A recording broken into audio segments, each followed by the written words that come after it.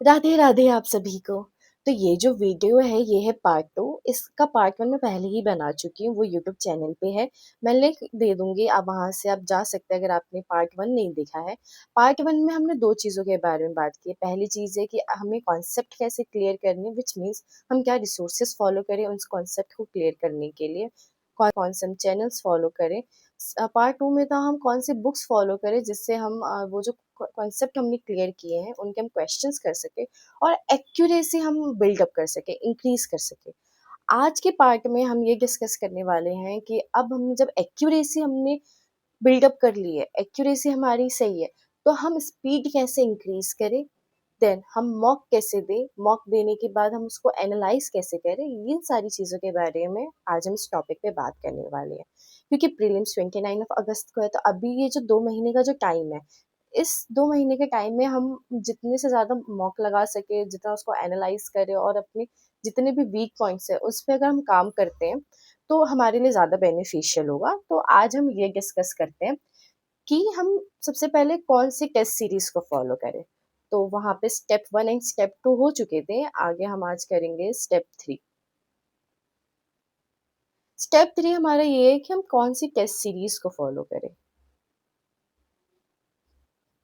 देखो, IBPS SO के लिए मैंने जितना देखा है, बहुत सारे प्लेटफ़ॉर्म पे आपको इतनी एक्यूरेट मॉक टेस्ट नहीं मिलेंगे, या मॉक टेस्ट मिलेंगे भी तो मेंस लेवल के मिल जाएँगे, प्रीलिम्स लेवल के नहीं मिलेंगे, और प्रीलिम्स लेवल के मिलेंगे भी तो फुल मॉक होगा एक आध, वरना सेक्शनल तो बहुत ही मुश्किल है। तो बेस्ट ये है कि आप टेस्ट सीरीज़ के लिए चाहे आपको फुल देना है, चाहे आपको सेक्शनल मॉक लगाना है, आप अड्डा 24/7 को फ़ॉलो करें।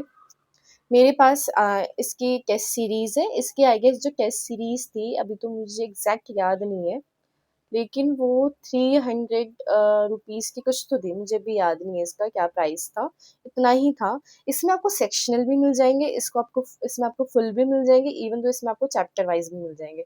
तो चाहो तो आप इसमें फुल लगा लो, मॉक टेस्ट किस टाइप के मिल जाएँगे आपको, फुल भी मिल जाएँगे, इवन दो सेक्शनल भी है एंड चैप्टर वाइज़ भी है। तो आपने कोई चैप्टर किया, अगर आपको उसके मॉक लगाने हैं, अगर आपको उसको क्वेश्चंस करने हैं, तो आप यहाँ से कर सकते हो। बहुत अच्छे क्वेश्चंस हैं, मतलब लेवल वैसा ही है जहाँ तक मैंने देखा है, जितने मैंने पीवाईक्यू सॉल्व किए हैं, तो ऑलमोस्ट सेम ही है, तो आप कर सकते हो। दूसरा आप कर सकते हो, आप टेक्स्ट बुक की आप टेस्ट सीरीज़ ले सकते हो।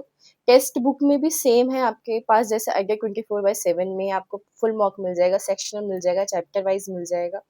हाँ, दोनों का लेवल अ बिट डिफरेंट लगा मुझे, मतलब मुझे टेक्स्ट बुक का हल्का-सा हार्ड लगा रेदर देन अड्डा 24/7 का, बट अगेन दोनों के ही जो मॉक टेस्ट है बहुत ज़्यादा रिलेवेंट है, बहुत अच्छे तरीके से बना रखे हैं, लगता है कि हाँ, आप एक्चुअल में एग्ज़ाम दे रहे हो, उसी पैटर्न पे सारी चीज़ें कर रखी है, तो आप इन दोनों को फ़ॉलो कर सकते हो। दूसरी चीज़ ये चीज़ कि आप फुल लेंथ हमेशा मत दो, पर वीक में अगर दे रहे हो, पर वीक के हिसाब से देखिए तो ओके है, कोई बात नहीं। लेकिन जो सेक्शनल है, अगर आपकी प्रैक्टिस ज़्यादा अच्छी हो रखी है, अगर आपको बस सेक्शनल ही मतलब सेक्शनल इन द सेंस कि आपको अभी कॉन्सेप्ट नहीं करने हैं, तो आप हर रोज़ ट्राई करो कि पर डे के हिसाब से आप सेक्शनल दो, और जो वैसे स्टूडेंट्स हैं, वैसे एस्पिरेंट्स हैं, जो अभी चैप्टर्स के ही कॉन्सेप्ट को क्लियर कर रहे हैं, तो वो चैप्टर वाइज़ पर डे के हिसाब से क्वेश्चंस करें। सो ये चीज़ अच्छी है कि आप मॉक टेस्ट भी कंप्लीट करते हुए जाओगे, एक पीरियड ऑफ टाइम में आप वो सारी चीज़ें कंप्लीट करोगे, और आपको ऐसा फ़ील होगा कि हाँ, ये प्रेशर है, क्योंकि देखो हम अगर हम प्रेशराइज़ फ़ील नहीं करते हैं ना, तो हम टाइम ज़्यादा कंज़्यूम करते हैं और उसमें चीज़ें एक्यूरेट होती है। लेकिन हमारा जो एग्ज़ाम है ना, जो हमारा एग्ज़ाम है, उसमें सेक्शनल टाइमिंग है, तो सबके लिए हमें 40-40 मिनट्स मिलेंगे। अब इंग्लिश में 40 मिनट्स में 50 क्वेश्चन है, सब में ही 50 क्वेश्चन्स हैं। हाँ, मार्क्स अलग-अलग है, तो आपको 40, देखो इंग्लिश थोड़ा-सा ईज़ी हो जाता है कि आप 40 मिनट्स में 50 क्वेश्चन्स कर सकते हो, लेकिन रीज़निंग और मैथ्स में टाइम लगता है। रीज़निंग इसकी लॉन्ग मतलब लेंदी आती है, मैथ्स भी इसकी थोड़ी बहुत लेंदी होती है, लेंदी नहीं होती तो जो टीआई के क्वेश्चन होते हैं, वो ज़्यादा थोड़े-से कैलकुलेटिव हो जाते हैं।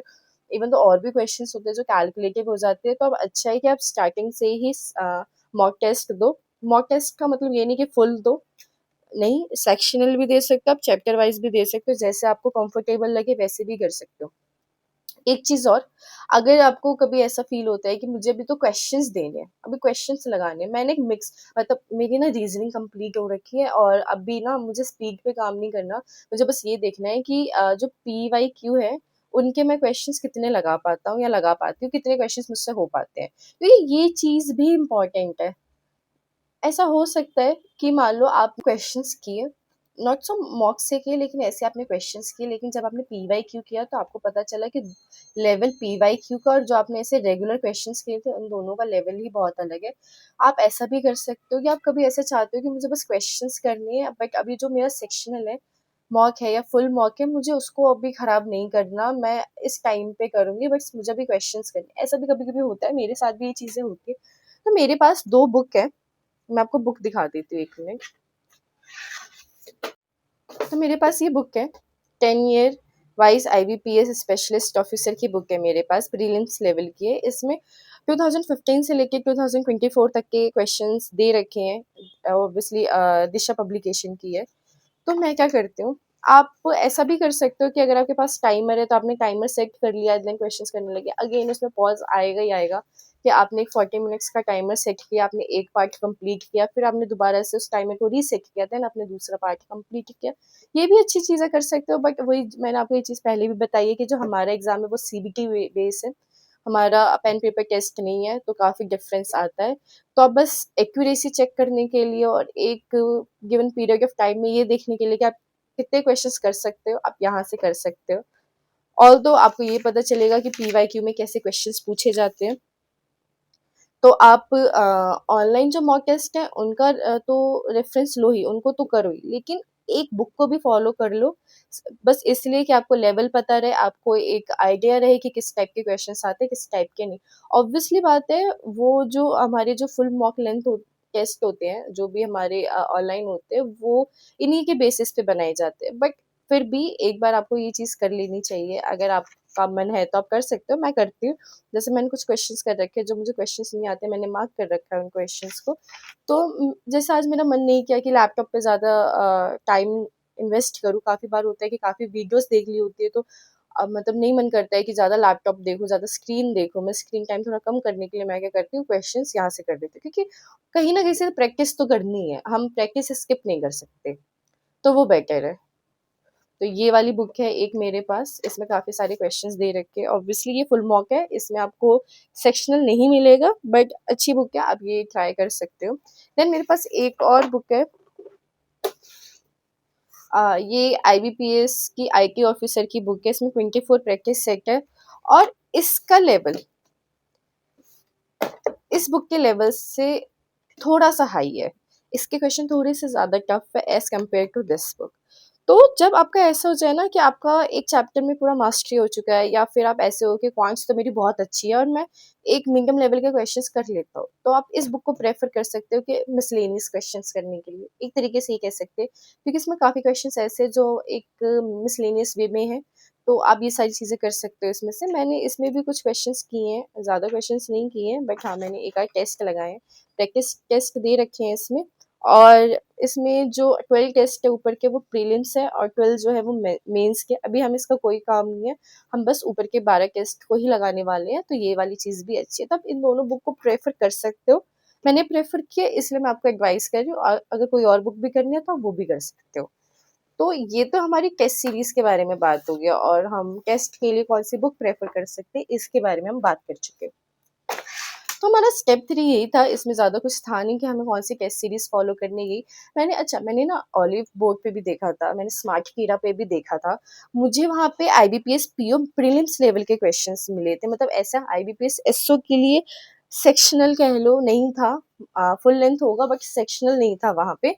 और ये चीज़ आप मत करना कि आप आईबीपीएस एसओ की प्रिपरेशन कर रहे हो और आप मॉक लगा रहे हो आईबीपीएस पीओ का, ये चीज़ आप मत करना। ये मत करना कि ओके स्मार्ट कीड़ा पे तो ना ऐसा है कि आईबीपीएस पीओ के है, अच्छा ये भी प्रीलिम्स है और आईबीपीएस एसओ का भी तो प्रीलिम्स ही है, तो मैं स्मार्ट कीड़ा के क्वेश्चन सॉल्व कर लेता, आईबीपीएस एसओ भी तो सेम ही चीज़ हो गई। नहीं, ऐसा नहीं है। इसके लिए अगर आईबीपीएस पीओ का लेवल ईज़ी है ना, तो इसका लेवल मीडियम हार्ड है। मत करना ये चीज़, बहुत ज़्यादा मिस्टेक करोगे। जब आप क्वेश्चन पेपर देखोगे ना आईबीपीएस एसओ का एग्जाम सेंटर में बैठ के, तो आपसे क्वेश्चंस नहीं होने वाले। तो आईबीपीएस पीओ को मैंने खुद टेस्ट दिया था, इसमें आई गेस 35 क्वेश्चंस थे एंड मैंने 35 के 35 क्वेश्चंस तक मैंने मतलब देख लिया था, मैं लास्ट तक आ चुकी थी और 20 मिनट का ही टाइम था। तो आई गेस मेरे उसमें 27 या 26 ऐसे कुछ मार्क्स आए थे मेरे। और उसमें भी ऐसा था कि मुझे 2-3 चीज़ें समझ ही नहीं आ रही थी कि वो लैंग्वेज थोड़ा बैरियर हो गया था वहाँ पे कि क्या पूछना चाह रहे हैं, वो चीज़ समझ नहीं आ रही थी। और वो क्वेश्चन में मुझे है अभी भी डाउट है, वो मैं आईबीपीएस एसओ वाले में अगर वैसा एक क्वेश्चन आ जाता तो भी मुझे प्रॉब्लम होती है। बट काफ़ी ईज़ी है। वही अगर मैं मीडियम मतलब अगर आईबीपीएस एसओ का देती हूँ, अगर सेक्शनल दूंगी रीजनिंग में, ये रीजनिंग की बात की थी मैंने, तो उसमें क्या रहता है कि मैं 25 से प्लस जा ही नहीं पाती हूँ आउट ऑफ 50। हाँ, ऑब्वियसली बात है, मेरी गलती है, मुझे 30 प्लस जाना ही है, बट मैं एक एग्जांपल अपना ही लेके समझा रही हूँ कि आईबीपीएस पीओ इजी लेवल पे है। आईबीपीएस एसओ का जो लेवल है वो मीडियम टू हार्ड है, इसमें मिसलेनियस आएगा, इसमें कोई रोल नहीं है मिसलेनियस का, बहुत डिफरेंस है। तो ये गलतियां मत करना कि आईबीपीएस एसओ की प्रिपरेशन करो और आईबीपीएस पीओ का आप टेस्ट लगा रहे हो प्रीलिम्स लेवल को, नहीं, ये चीज़ नहीं करनी है हमें। तो ये चीज़ हमारी एक चीज़ क्लियर हो चुकी है कि हमें स्टेप 3 में क्या चीज़ करनी थी, टेस्ट सीरीज के बारे में हमने यहाँ पे बात कर ली। देन हम बात करते हैं स्टेप 4 के बारे में। स्टेप 4 हमारा क्या कहता है कि अच्छा ओके, मैंने मॉक टेस्ट दिया, मान लो मैंने एक फुल मॉक लेंथ लगाया, फुल लेंथ मॉक टेस्ट दिया, ओके।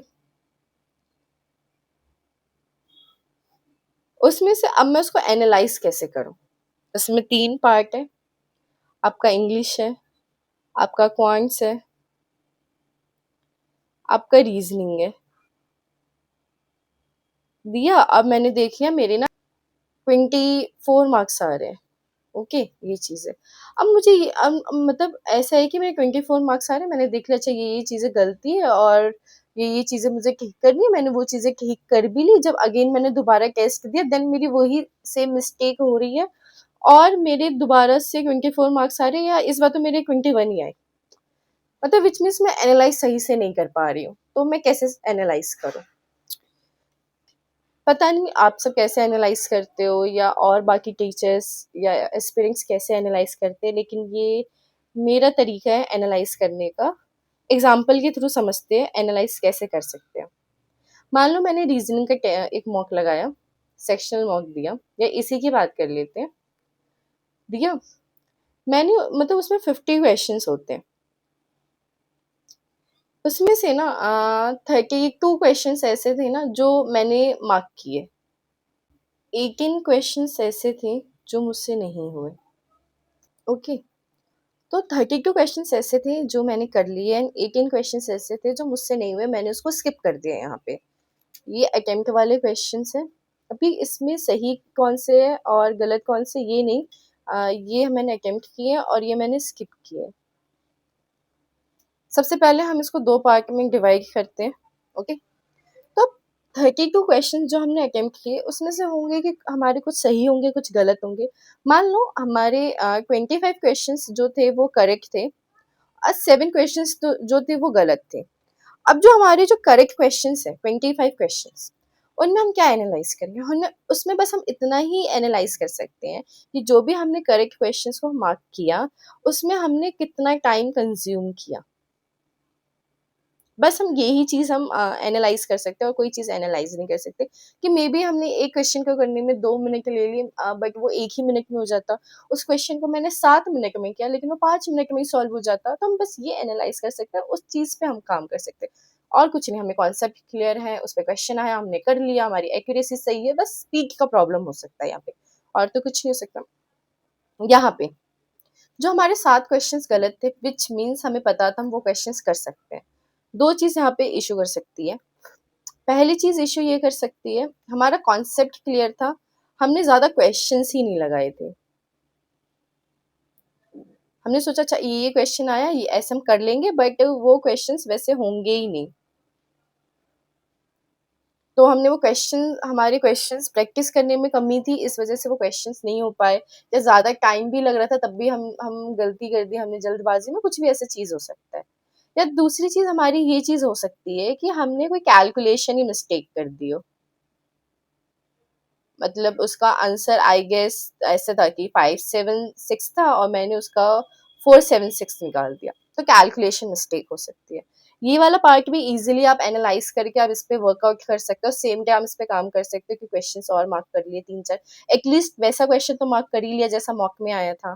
कैलकुलेशन मिस्टेक पे आप देख सकते हो कि अगर आगे से कैलकुलेशन मिस्टेक ना हो, हमारी जो भी अभी कैलकुलेशन मिस्टेक हुई है उस चीज़ को हम ठीक कर सकें। ये तो ईज़ी पार्ट था, मतलब इसको हम एनालाइज़ उसी दिन सेम डे पे कर सकते हैं जो हमने अटेम्प्ट किए हैं क्वेश्चंस, क्योंकि हमें पता है वो क्वेश्चंस हमें आते हैं, हमें इतनी प्रॉब्लम नहीं है। स्किप करने वाली चीज़, मान लो 12 क्वेश्चंस ऐसे थे और मतलब 12 क्वेश्चंस ऐसे थे जो हमें पता ही नहीं थे। ना कॉन्सेप्ट पता है, ना हमें क्वेश्चंस पता है, क्या है क्या नहीं, हमें कुछ कोई आइडिया ही नहीं है कि कैसे होगा। ऐसा भी हो सकता है कि कॉन्सेप्ट ही ना पता हो, वो कैसे करते क्वेश्चंस। तो इन 12 क्वेश्चंस का हम कुछ नहीं कर सकते। ये तो आउट ऑफ द सिलेबस ही हो गया, आउट ऑफ द बॉक्स वाली बात हो गई हमारे लिए। लेकिन वो 6 क्वेश्चंस ऐसे थे जो मुझे पता था कि कॉन्सेप्ट क्या है, लेकिन मुझे कॉन्सेप्ट में ना क्लैरिटी नहीं थी।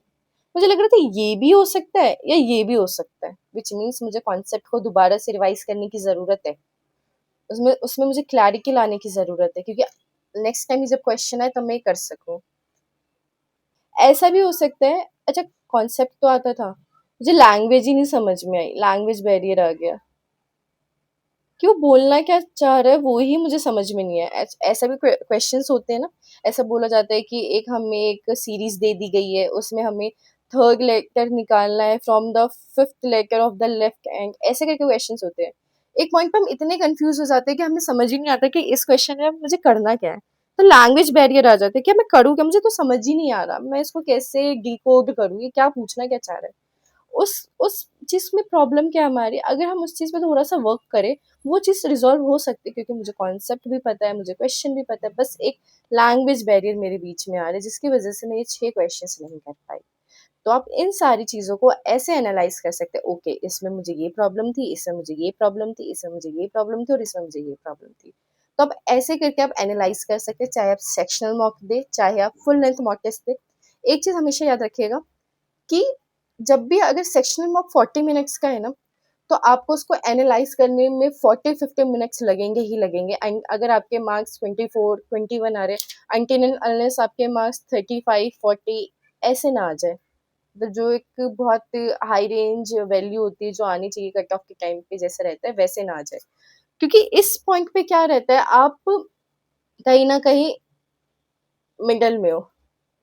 अगर आपने थोड़ा-सा भी अच्छा कर लिया, आप एवरेज से टॉपर हो सकते हो। अगर आपने उन चीज़ों पे फ़ोकस नहीं किया, तो आप एकदम नीचे भी आ सकते हो। तो ये वाली सारी चीज़ें। तो ये सारी चीज़ें थी, आप ऐसे एनालाइज़ कर सकते हो। मैं इस तरीके से एनालाइज़ करती हूँ सारी चीज़ों को, तो आप भी एक बार करके देखना अगर आपको अच्छा लगे तो। वरना नॉट सो हार्ड रिकमेंडेशन, वो ये कोई हार्ड एंड फास्ट रूल तो नहीं है कि आपको ये चीज़ करनी ही हो। ओके, एक चीज़ और मुझे बतानी थी, स्टेप 5th कह लो आप इसको, ज़रूरी नहीं है स्टेप 5th हो, बट सेट गोल्स। अब गोल्स बना के चलो, जैसे अभी मैंने बना रखा है कि मेरे रीजनिंग में 25 तक आ रहे हैं, इससे ज्यादा नहीं हो रहे। मुझे क्या चाहिए, विद इन 10 डेज, आज से जो भी 10 डेज का टाइम है, मुझे इसको 35 प्लस करना है। ओके, अब देखो क्या होगा, मैं इस पे काम करूँगी, मुझे पता है। अब वो कैसे करना है मुझे नहीं, मतलब ये चीज़ मेरे ऊपर है। वो चीज़ कैसे करूँ, 5 घंटे दूँ, 10 घंटे दूँ, 24 घंटे मैं रीज़निंग में दे दूँ। बट बाकी 2 चीज़ें भी मेरी नहीं पीछे होनी चाहिए। वो टास्क कंप्लीट कर लिया जो आज का टास्क था, उसके बाद रीज़निंग को कितना एक्स्ट्रा टाइम देना है, वो चीज़ मेरे ऊपर है। तो अब देखो, जब 10 दिन हो जाएँगे, जब मैं चेक करूँगी, तो ज़रूरी नहीं है कि मेरे 35 प्लस ही आए। बट ऐसा भी तो हो सकता है 32 आ जाए, 31 आ जाए, एटलीस्ट कुछ नहीं तो 30 आ गए। ये जो 5 मार्क्स का जो डिफरेंस आया है मेरे पास, ये बहुत बड़ी बात है। क्योंकि एक-एक मार्क्स से 0 पॉइंट समथिंग समथिंग से भी बच्चे पेपर में रह जाते हैं। तो आप गोल्स को सेट करके चलो कि ये गोल है और मुझे इस गोल को इतने दिन में, इतने टाइम में अचीव करना ही है, तो वो चीज़ आपको और बूस्ट करेगी कि नहीं मुझे ये चीज़ कंप्लीट करनी ही करनी है। हर रोज़ के टास्क बनाओ, ये चीज़ करनी है। अच्छा ये 3 चीज़ हो गई, 1 चीज़ नहीं हुई, कल के लिए डाल दिया, बैकलॉग होता है। ज़रूरी नहीं सब टास्क कंप्लीट हो ही जाए हर रोज़, मेरे भी होते हैं, मैं भी करती हूँ। लेकिन साथ ही साथ गोल्स को सेट भी करते हुए चलो कि नहीं ये गोल है और ये मुझे कंप्लीट करना ही है।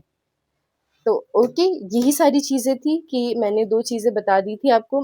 स्टेप 1 और स्टेप 2 हमारे कंप्लीट हो चुके थे पहले ही। यहाँ पे हमने कॉन्सेप्ट को बिल्ड किया था। यहाँ पे हमने उन्हीं कॉन्सेप्ट को क्लियर किया था। एक्यूरेसी यहाँ पे इंक्रीज़ की थी हमने। यहाँ पे हमने स्पीड इंक्रीज़ की। यहाँ पे हमने मिस्टेक्स को एनालाइज़ किया।